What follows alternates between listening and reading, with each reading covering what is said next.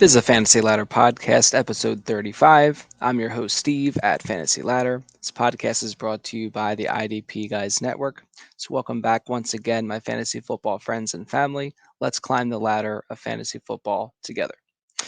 So this podcast is basically designed to try to help you optimize your lineup setting decisions. I'll be taking you through each of the matchups for week 10 and going through my confidence start sit system, which I basically have titled the trust if you must and bust system. This will be just kind of dependent on your league setting. So, for example, the trust are just players you're going to want to be starting every single week, regardless. Okay, so this would be just like Derrick Henry, even in kind of a questionable Tennessee Titans offense. Derrick Henry is just producing every single week, regardless of who they're going up against. He's a trust no matter what, as long as he's healthy. And if you must is more of a trickier situation where it's a good player, maybe on a questionable offense, maybe in a questionable matchup. So this is very league setup dependent. So if you play in a more shallow league, meaning only one flex spot, normally these are players that I would defer to bench. If it's a deeper league with multiple flex spots, then they would fall into starter consideration, of course, depending on what your other options are. And then the bust are players that are good to have on your roster, but just not necessarily ready to start them either in the current week or in general until the opportunity shifts for them in their offense, or if it is just a really juicy matchup, um, falls in line. So that is a system I'm going to be going through for all the matchups here in week 10. Just going to start off by mentioning the teams that are on bye. So week 10, the Baltimore Ravens, the Cincinnati Bengals, the New England Patriots, and the New York Jets are all unfortunately on bye. So definitely missing a lot of firepower there. No Lamar Jackson, no Mark Andrews, even though he's been injured. Um, Bengals side, no Joe Burrow, no Joe Mixon, who just came off the monster week there last week. Jamar Chase is still hurt, but no T. Higgins, no Tyler Boyd, no Hayden Hurst, so a lot of usable pieces. On the New England side, no Ramondre Stevenson or Jacoby Myers. That's probably the most significant. Then on the Jets, some definitely interesting pieces there who will have to wait another week, including Garrett Wilson, Michael Carter, James Robinson, who actually had a pretty decent showing there against the Bills, got a touchdown, and of course Zach Wilson and Mac Jones on the Patriots. Both of them were kind of super flex options anyway, but uh, we will be without their services this week. So hopefully you are able to fill in those gaps on your team or teams. And yeah, so we'll go through each of the matchups here, starting with the primetime matchups Thursday night, early Sunday morning game, and then the Sunday night game, Monday night game. I'll go through some listener start sit questions. I'll answer those. Then I'll run through the 1 p.m. slate and then the 4 p.m. slate. So kicking things off here, Thursday night football, we have the Atlanta Falcons against the Carolina Panthers. Same matchup from just 2 weeks ago. So in this one, very interesting. I think there is a lot to like about Marcus Mariota as a super flex option against the Panthers. On the Panthers side of the ball, PJ Walker has been slated to start. He is just barely a super flex option for me. He is more of a bust going into this week, where Marcus Mariota is more of an if you must, hoping that he gets a lot of rushing work. As far as the running backs are concerned, Cordero Patterson came back last week for the Falcons, so he just came back right where he left off. So he comes in as a trust option. Kyle Pitts is still an if you must tight end option at this point, and Drake London is an if you must wide receiver option for the Falcons. Other running backs there, Tyler Algier, interesting player, has been very productive with touches, but with Cordero Patterson back, really makes you wonder if he will get more of a role. He was very productive with his touches last week, had 10 rushes for 99 yards, so you really like that. And against the Panthers, it could be a pretty nice start spot there. However, Little bit risky with Patterson back. You are basically are hoping for a touchdown here, so that's just a little risky for me. He's more of a very deep league if you must, if you are hurt by injuries and are suffering also with bye weeks. So interesting player, but more just kind of hold, see what happens there. On the Panthers side of the ball, um, Donta Foreman. Had a disappointing week 9, but in week 8, the last time he played the Falcons, right? He had a hat trick, 3 touchdown performance, monster game, over 100 rushing yards. That was with Chuba Hubbard out. So if Chuba Hubbard is remains out as he has been the last couple of weeks, then he is a trustworthy option for sure, despite the down performance from last week. Wide receiver DJ Moore is more of an if you must. Obviously, he's a tremendous player, but just the quarterback situation is a little bit of a downgrade, to be honest. Terrace Marshall Jr., very highly touted prospect. Last season as a rookie, has been hurt and kind of disappointed so thus far in his professional career. He has been coming on pretty well here the last couple of weeks. Um, it would have to be a pretty desperate situation for me to be throwing him into lineups at this point, but definitely good to have him as a rosterable option at this point. Not really necessarily ready to start him against the Falcons unless I'm pretty desperate in a deeper league. So that is just the breakdown, of how I would see those players in those offenses. Okay. Sunday early morning, 9:30 a.m. coming from a game in Germany. So Munich, Germany, very exciting. We have the Seattle Seahawks at the Tampa Bay Buccaneers. On the Seattle side of the ball, you basically can trust the core four in Geno Smith, Kenneth Walker, the running back, and then the wide receivers, DK Metcalf and Tyler Lockett. I would still be fine playing all of these guys against the Buccaneers. It is a tough defense, so maybe Walker gets a little bit of you know expectation watch there. Might be decreased there, but he has been so good. Uh, Hard to not start him in this spot. So outside of those core four Seahawks, not a lot I want to have into lineups on that team.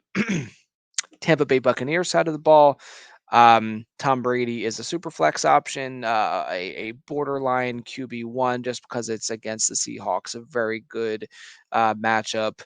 Wide receivers here, still really like Mike Evans. I still really like Chris Godwin. Not so sure if I can trust Julio Jones in this one. He is more of an if you must, like a deep league if you must here. Um, Cade Otton is also an if you must tight end option here for the Buccaneers, and then you can trust Leonard Fournette. And Rashad White comes in as a deep league if you must. He's the rookie running back who's still getting some passing work and everything else in that offense. So um, again, one of these like Terrace Marshall situations where it's, you're pretty desperate, deeper league. That's really the only consideration for getting him into a lineup, unless Fournette is hurt, and he's not at this point. So just kind of monitor things that way. In the Sunday night football game, we have the Los Angeles Chargers at the San Francisco 49ers. The Chargers injury woes continue. It still looks like Keenan Allen will not play.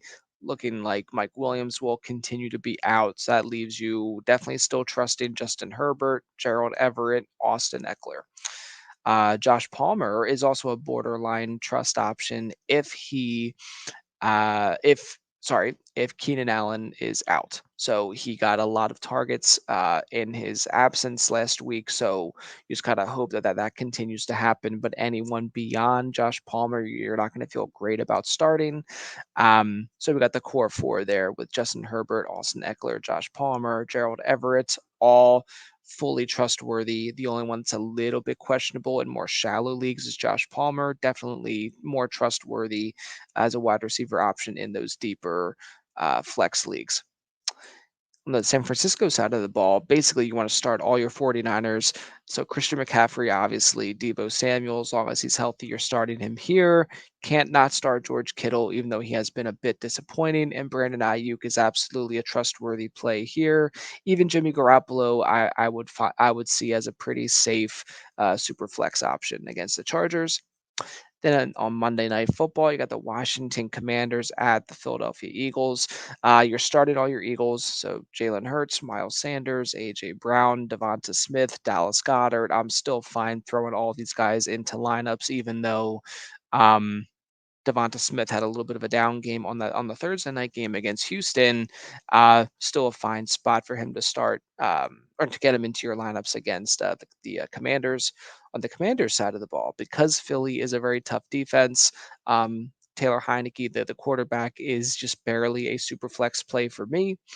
Brian Robinson is a bust in this one. Antonio Gibson is an if you must option just because he is getting that pass work in that backfield and a decent amount of carries as well with JD McKissick out. So Gibson catching the ball, that's what you're hoping for in this one. And then Terry McLaurin, the wide receiver, and Curtis Samuel, the wide receiver, come in as trustworthy to if you must level wide receiver options.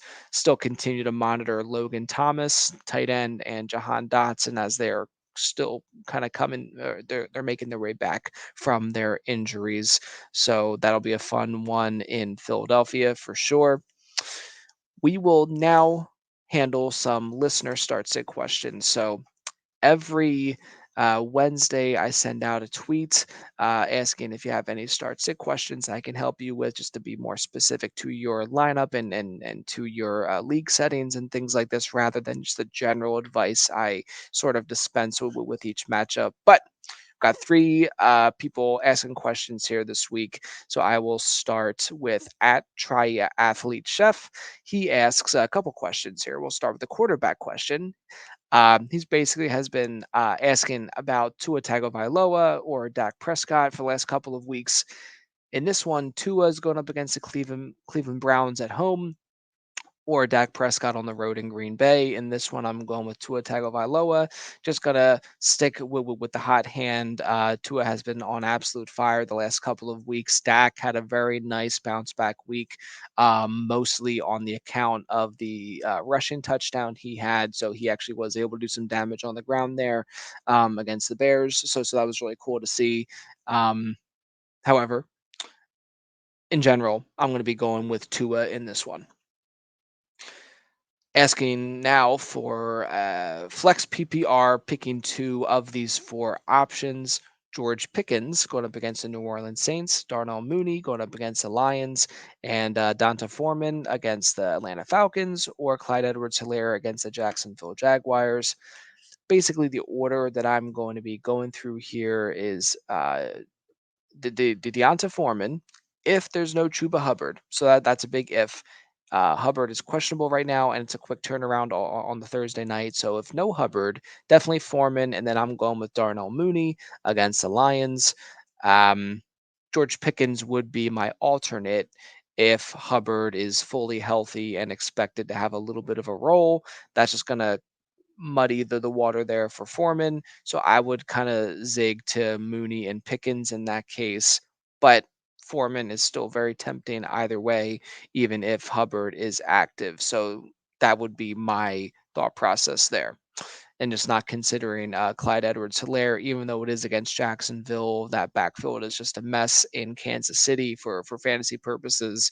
Don't really want to touch that at this point for me. So good luck to you with the flex picks. And then asks a DST question, which is always fun, and a kicker question. So I'll start with the kicker question. He asks, he's streaming kickers, so he's asking if he wants to start the kicker for the Eagles, the Giants, the 49ers, the Rams, or the Lions. So in this case, I'm going to go with the Giants kicker, who's Graham Gano, going up against the Houston Texans. Definitely in a position to put up points there. So I will roll with Gano. And then the DST question, he states that they lose points for yards and points against. He rattles off a couple of options he's debating: Las Vegas Raiders, uh, going up against the Colts, the Titans going up against the Denver Broncos, the Broncos going up against the Titans, and then the Steelers against the New Orleans Saints, led, of course, by Andy Dalton, which is still shocking to me. I really want Jameis to play. So I'm just going to eliminate the Steelers right now against the Saints. Not that it's like a like a horrendous matchup or anything, but I think they have a little bit more firepower with Kamara and Chris Olave and things like this. So I'm just gonna eliminate the Steelers despite being home with the Raiders, the Titans, and the Broncos. I'm just going to be sticking with the Broncos against the Titans. They basically are just the easiest team to scheme against. I mean, it's just like Derrick Henry and like no one else right now. They do have Traylon Burks coming back either this week or pretty soon, so that'll help. Just kind of give some more life to this Tennessee offense. But the Broncos are already like a top five defense in terms of points allowed, so that definitely helps like the bottom line there. Um, and then again, like the Titans are just fairly easy to scheme against. So the rookie Malik Willis got the last two starts, definitely struggled in that first one, and the second one was a little bit better, but it really is just like the Derrick Henry. It really is just like the Derrick Henry show there. So I'm going to go with the already pretty tough unit in Denver against the Titans in that one. So good luck, triathlete chef, and thanks for asking. Next question is a quarterback question from at Chimichanga44. He asks Matthew Stafford against the Arizona Cardinals or Jared Goff against the Detroit Lions. Oh, sorry, against the Chicago Bears. Goff is the quarterback for the Lions, of course. Now, first thought here was going with Stafford, just another opportunity to expose the Arizona Cardinals defense. Uh, still good weapons in that offense, even though Stafford has been very disappointing. Now on Wednesday, that there was some news though that Stafford is in the concussion protocol. So just something to monitor. Really don't like to see that kind of a thing, especially in the middle of the week. That sort of just came out of nowhere as far as I'm concerned. So at this point, I would be going with Jared Goff just against, again, another very bad defense in the Chicago Bears. So it's Goff for now. But if Stafford is going to be active, I would probably prefer Stafford at this point. Um, because the Lions do have a good running game with Jamal Williams and DeAndre Swift, but some of the pass catching upside is now a little bit limited without TJ Hawkinson in the offense. Of course, he was traded to the Minnesota Vikings last week. So yeah, not feeling great about either one, but would prefer Stafford if he's healthy. But since they got the concussion protocol going on, would go with Jared Goff here. So good luck to you. And thanks for asking. And then we have at Teresa Capucho. Hopefully I pronounced that right. So I apologize if I didn't. Please let me know if I screwed that up. She asks Jimmy G against the Los Angeles Chargers or Daniel Jones against the Houston Texans. Really, really great matchup here for Daniel Jones, although he makes his hay on the ground running the ball. So that's what you are hoping for if you want to go with Jones here. I'm gonna go with Jimmy G in this one.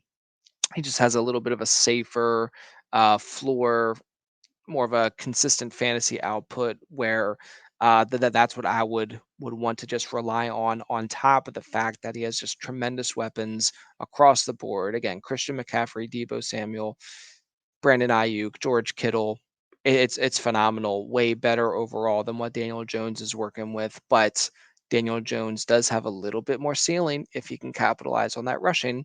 So it just kind of depends if you do need a ceiling play here, especially with it being a bye week and things like you might be down a few like pretty crucial starters. It may not be the worst idea to use Daniel Jones against the Texans. So if you need ceiling or the potential for ceiling, I would go with Daniel Jones.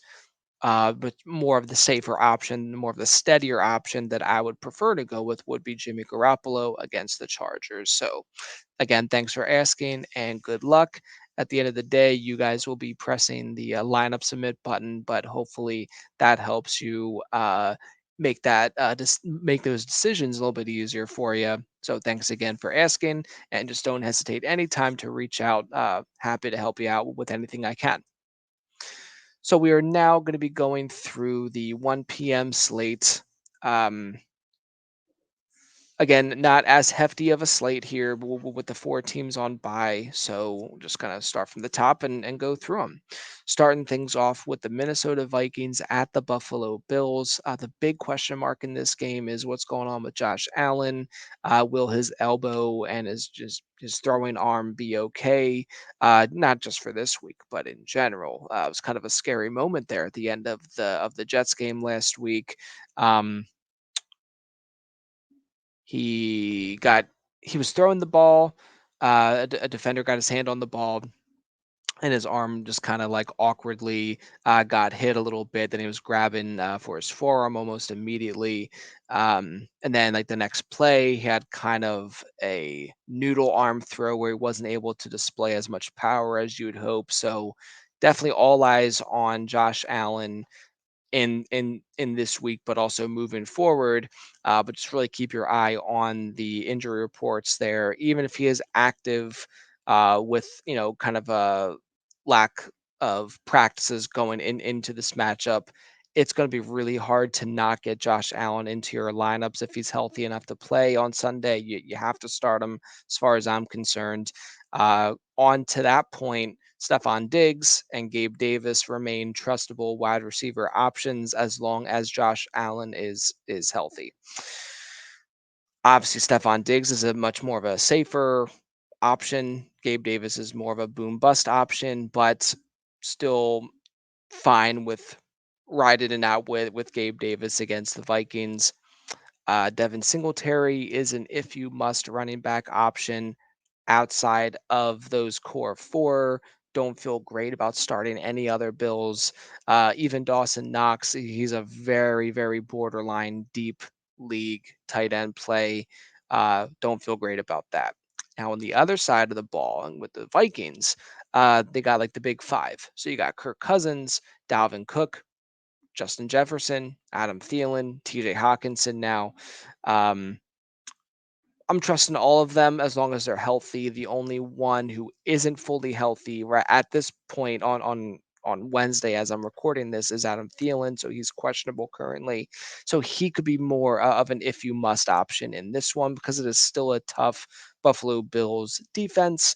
So keep your eye on Adam Thielen. Otherwise, hard to not start these guys regardless. Um, yeah. So moving on to the next matchup, got the Detroit Lions at the Chicago Bears.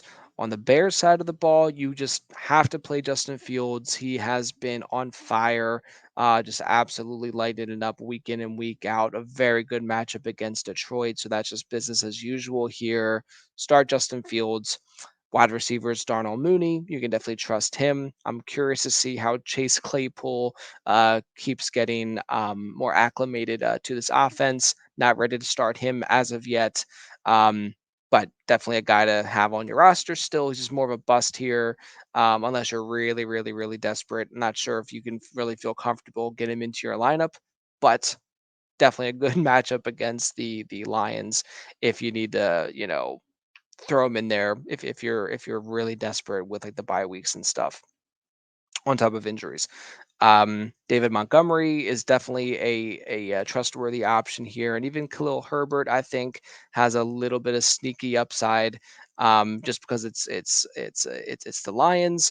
Don't feel great about those running backs in general, just because a lot of the rushing is happening from Justin Fields. So definitely want to, because it's a good matchup, it's tempting to not want to use these guys, but just understand that Justin Fields could very well scoop up a lot of those scoring opportunities. So it's just kind of a frustrating one. Then Cole Kmet, he had a big game there in week 9. So again, he's in this like Dawson Knox kind of range of tight ends where you know that it can happen at on any Sunday, but it just hasn't happened consistently enough where you really feel great about it. So Cole Kmet is back to being a rosterable tight end here with the tight ends on bye, but don't feel great about starting him just yet. On the Detroit Lions side of the ball, Jared Goff is essentially a super flex play. You can trust DeAndre Swift and Jamal Williams, both of them.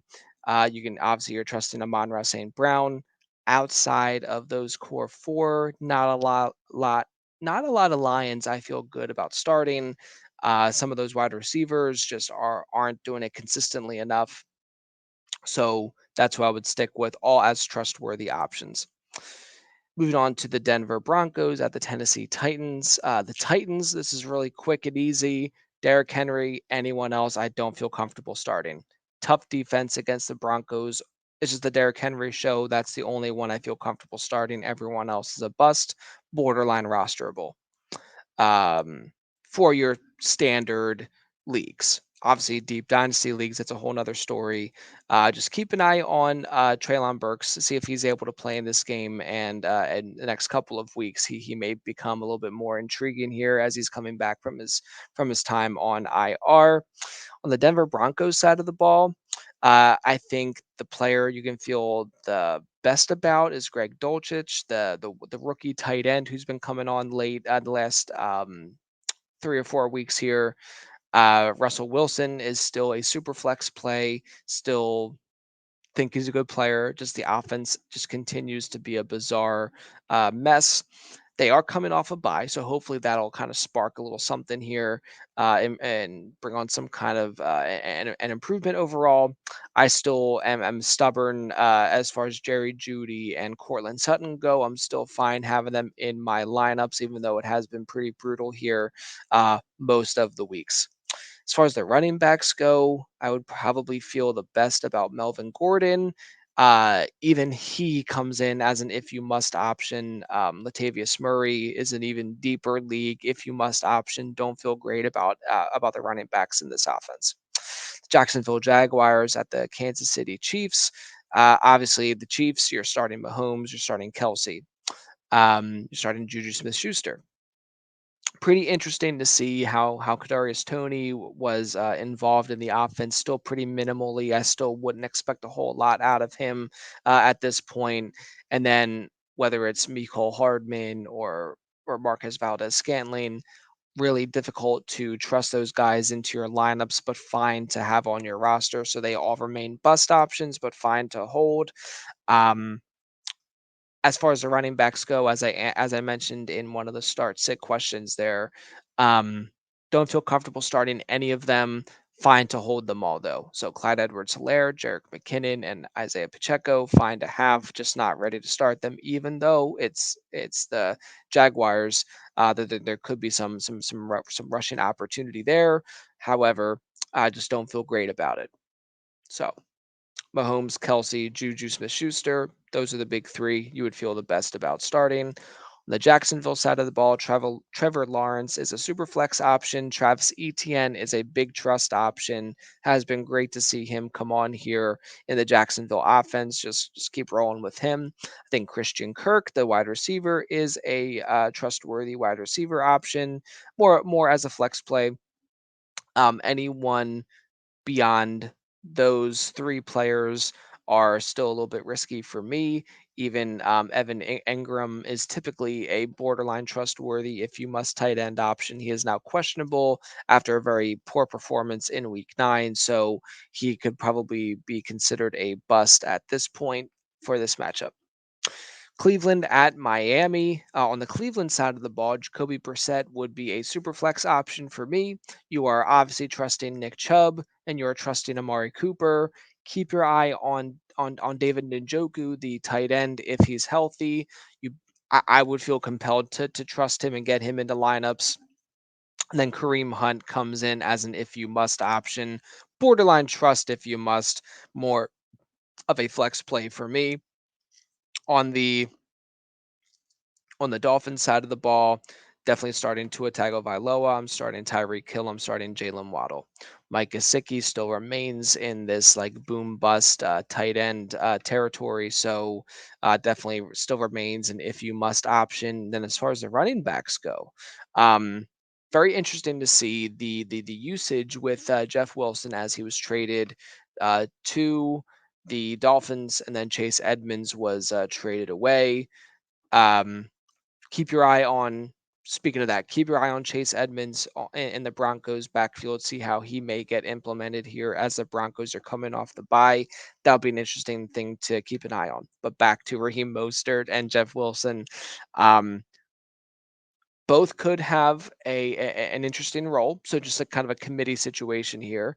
They both scored last week, which was exciting. So that gives you a little bit more confidence in how they're going to be utilized. Um, Still a tough Cleveland defense here, but definitely not super thrilled to start either one at this point. I think they both would come in as if you must, with the more confidence on the Raheem Mostert side of things. But Jeff Wilson becomes a solid starter if if Mostert was to miss any time. So definitely intriguing pieces. More of an if you must to bust side of the confidence scale there. Houston Texans at the New York Giants. On the Giants side of the ball, it's Saquon Barkley. You trust him, obviously. Daniel Jones is more of a super flex play, borderline QB1 play, hoping for the rushing upside there against a very exposable Houston Texans defense. The wide receivers don't really feel great about starting any of them at this point. Some of them have been doing okay as of late, like Darius Slayton and Wando Robinson has been a little bit up and down, coming off of the injury from earlier in the season. Don't feel great about starting any of them. Really, it's only Daniel Jones and Saquon Barkley. Not much else to mention for this offense. Houston Texans side of the ball, keep your eye on Brandon Cooks and Damian Pierce's availability. Both of them are currently questionable. Damian Pierce, though, if he's active, you're starting him. He looked fantastic even against the Eagles on Thursday night. My tone with him definitely is going to shift now because I think the Eagles were a really big test, and boy, he looked phenomenal. Um, and at times, Davis Mills looked okay too. Ultimately, just had a couple turnovers there. Did not have a whole lot of talent to throw the ball to, but they actually moved the ball way better than I thought they would against the Eagles. So another tough defensive test here against the Giants. Don't feel great about any of them outside of Damian Pierce and Brandon Cooks if they are healthy, but would be benching the rest of the Texans in this matchup, especially.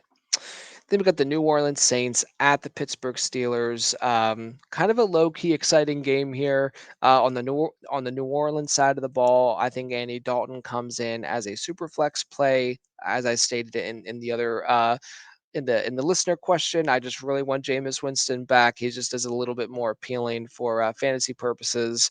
But you can trust Alvin Kamara. You can trust Chris Olave here. Keep your eye on Jarvis Landry. I believe he is questionable at this time. Definitely always a intriguing option, especially in PPR leagues when he's active. So keep your eye on him. On the Steelers side of the ball, there has been some talk about Jalen Warren getting more work over Najee Harris. Personally, I will believe it when I see it. I think if you have Najee Harris, there is room to be concerned, just because of his, um, poor play over the last couple of weeks, just general.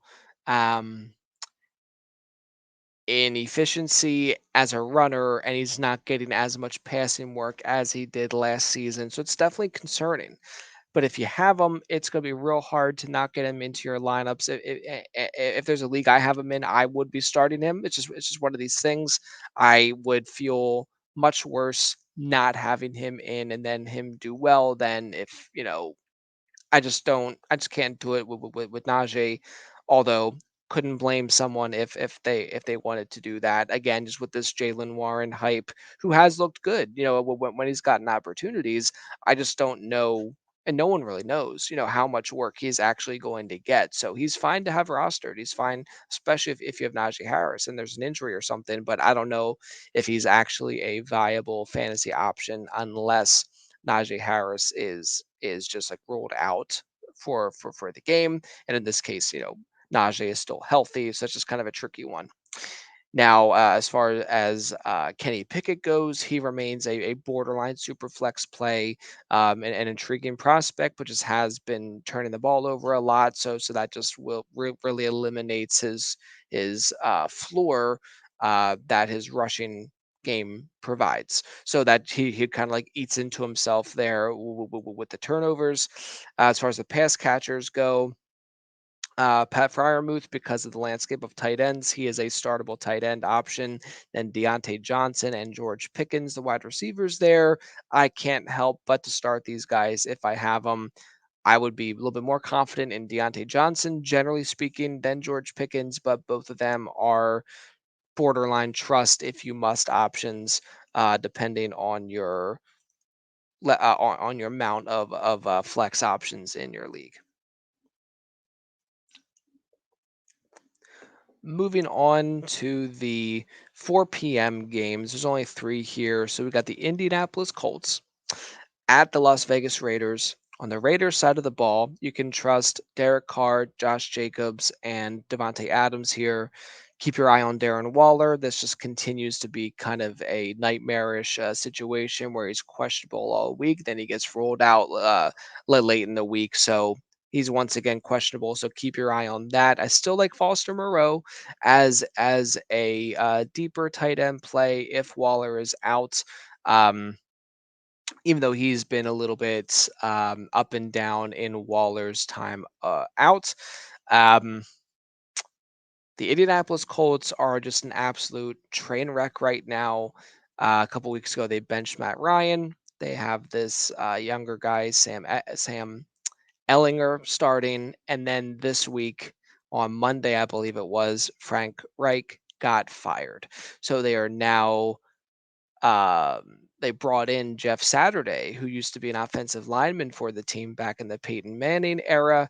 Very an interesting hire, to say the least. That there was some debate over how qualified he was for the head coach position, but it'll be interesting to see because it really has just been a very lackluster season up to this point for the Colts. If you have Michael Pittman, I still would feel obligated to start him, even though he's not as much of a gung ho, trustworthy option. Definitely an if you must option. Jonathan Taylor, we want Jonathan Taylor back and we want him healthy. So if he's healthy, he's hard to not start. Now, if he's out, Deion Jackson was pretty inefficient against a tough New England Patriots team. So definitely very borderline if you must starting option as a running back. But yeah, it's just kind of a mess there. Another wide receiver to kind of keep an eye on is Alec Pierce. He had a pretty hot start. He's kind of cooled down, just as the quarterback change has come on there in Indianapolis. So you're not really wanting to start him necessarily, but he has shown that he can do some good things, especially in PPR leagues, but definitely a deeper league if you must option. Moving on to the Dallas Cowboys at the Green Bay Packers. On the Dallas side of the ball, I think you can trust Dak Prescott. I think you can trust Dalton Schultz and CeeDee Lamb. The running back situation, definitely have to still monitor Ezekiel Elliott. He was inactive in week 8, and then week 9, the Cowboys were on. But no, he was inactive the prior week before their bye week. So if Tony Pollard is active and Zeke is out or still questionable all throughout the week, definitely fire up Tony Pollard. I think you could fire up Tony Pollard either way here. He'd be in a very good position here going up against the Green Bay Packers, who have been generally speaking pretty brutal against running backs as of late. So definitely feel good about Tony Pollard. I would say either way, just if Zeke is healthy, he may just get some snaps and just kind of ruin the fun for Pollard. So just keep an eye on that. The Packers side of the ball, um, a lot of injuries are starting to pile up here for the Packers, making this offense just kind of a train wreck, unfortunately. Aaron Rodgers' upside is limited just with his own injuries and with Romeo Dubes out, with Alan Lazard being questionable, even though he got a touchdown last week. Aaron Jones is now questionable. He left the game early last week. So if Aaron Jones is healthy, you can start him. If Alan Lazard is healthy, you can start him. And then Aaron Rodgers would basically factor in as a super flex play against a very tough Dallas defense. So definitely want to limit your expectations there. It's just hard to not start Aaron Rodgers, just knowing how good of a quarterback he is. AJ Dillon, definitely a bust at this point. He remains that. Um, Good player at times, but just has not been getting the volume or the passing work, and the offense has not been the same type of offense there in Green Bay. So fine to have him, fine to roster him, just can't start him at this point, especially against the Cowboys. And to wrap things up here, we have the Arizona Cardinals going up against the LA Rams. As I mentioned in the listener start sick question, keep your eye on Matthew Stafford's availability. He is in a concussion protocol that seemingly came out of nowhere, as far as I'm concerned. So that's just definitely a situation to monitor. If he's not playing, you can basically downgrade any other pass catcher in that offense. However, it's going to be difficult to not get Cooper Cup into your lineups. I think he's a trustworthy play either way. Just have to limit your expectations if it's the backup in there. The running game just continues to be a disaster. Darrell Henderson has not been producing. Ronnie Rivers is kind of an interesting name to keep an eye out for, but ultimately the big question is what will Cam Akers' usage be in this offense? So at best, you're looking at two inefficient players or three inefficient players, and we're still keeping an eye on if and when Kyron Williams, the pass catching running back out of Notre Dame as a rookie, will return to the field. As he hasn't suited up yet due to breaking his foot back in the preseason, I believe it was. So kind of a mess there, but Cooper Cup is definitely going to be a borderline trust option at worst. Tyler Higbee, again, just due to the tight end landscape and then the tight ends that would normally be starting on bye week this week, he remains a trustworthy tight end option. Uh, Allen Robinson is an if you must wide receiver at this point. Definitely becomes more of a bust option if no Matthew Stafford. Then just still continue to monitor Van Jefferson. He did play in Week 9. Only got actually he got 5 targets. Didn't catch any of them. So definitely disappointing outing there for him. But glad to have him back in that offense. On the Arizona Cardinals side of the ball, you can definitely trust Kyler Murray. You're continuing to trust DeAndre Hopkins. I think Rondale Moore, the wide receiver, is an if you must to borderline trust option, more of a deeper league trust for sure. Zach Ertz is a trust. Now, what's interesting about the Cardinals from last week was James Conner did return to the field and played a pretty substantial role, had an inefficient effort there. And that sort of ate into Benjamin's usage and fantasy viability. But I think in this case, now that Connor is acclimated and he's back and he's healthy, you can trust him this week as well. Still a tough defensive unit in general against the Rams, but because of the bye weeks, because of all the other injuries across the league, I think he definitely has a case to be made to be a trustworthy slash borderline if you must running back option. And then, Benjamin, because of this, would become more of a bust option for this week, unfortunately. And we still hope that Marquise Brown, Hollywood Brown, of course, comes back soon. Miss his week in week out production, but DeAndre Hopkins, trustworthy option there, has filled in quite nicely in his absence. And glad he is back from suspension. So keep firing up DeAndre Hopkins. So that'll do it for the Week 10 slate. Another very exciting and tilting week of football is just around the corner here. So thank you to everyone for listening to the show and following along up to this point. And thanks again to everyone who sent in a start sit question.